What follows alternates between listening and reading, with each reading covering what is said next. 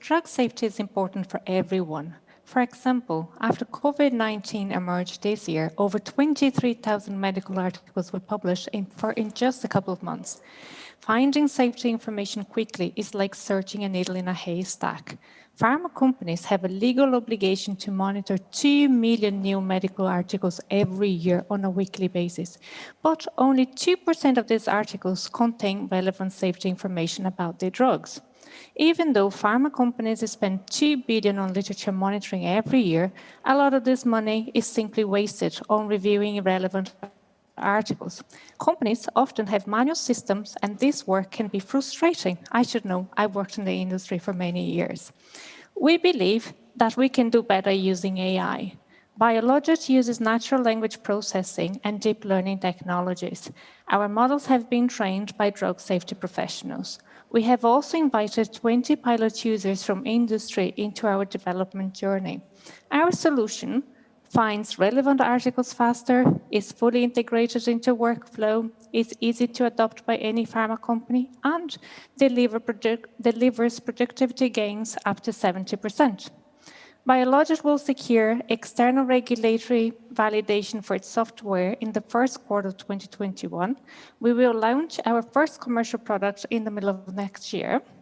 Although we do have competitors, they do not have working AI models as good as ours. Pilot users tell us that we have a global market lead today. Our solution has received feedback from hundreds of pharma companies which are hungry for better answers to their literature headaches. In fact, we have already been invited to participate in bid for a top 20 pharma company.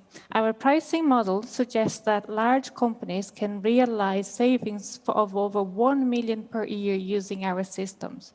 And our commercial benefits of adopting our technology are compelling to companies of all sizes.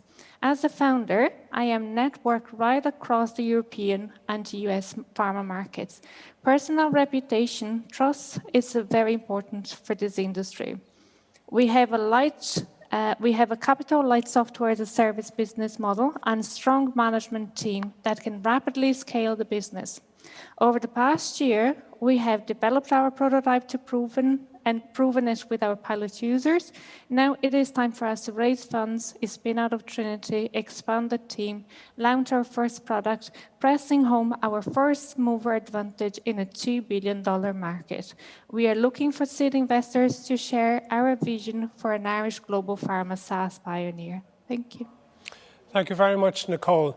The first thing I have to ask you is, what makes you so confident that the artificial intelligence you're applying is better than that of your competitors?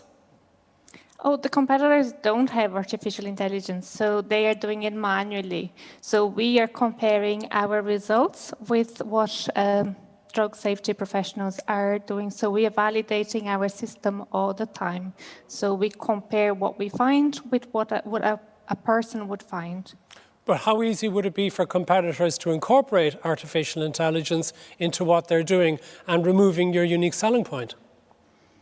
Well, they will have to work on it and develop the technology, so they haven't done so far, but they could. You have to label. It's not that easy because you need to label all the articles. So the technology is based on information that you give to the technology. So we are in the drug safety pharmacovigilance space, so we have the expertise to be able to build a model that is fit for purpose for pharmacovigilance. What can you tell us about your first commercial product that you will be launching in 6 months' time, and who exactly will it be aimed at? So the end user for the first product that we are developing are pharma companies or service providers that are performing literature monitoring on behalf of pharma companies. So they would be our first customers. How many of them are likely to look for exclusivity to give themselves an advantage over their competitors, thereby reducing perhaps the size of your overall market? Oh, they can't, like the software industry in pharmacovigilance, I don't think they can ask for that because it's an open market and it's a legal obligation for all pharma companies. So they're currently doing it and they're not doing it in the most efficient way. So what we want to bring to the table is for pharma companies to have their literature monitoring done in a much more efficient way. Nicole, And thank you very much. Thank you very much. That is our time. Thank you.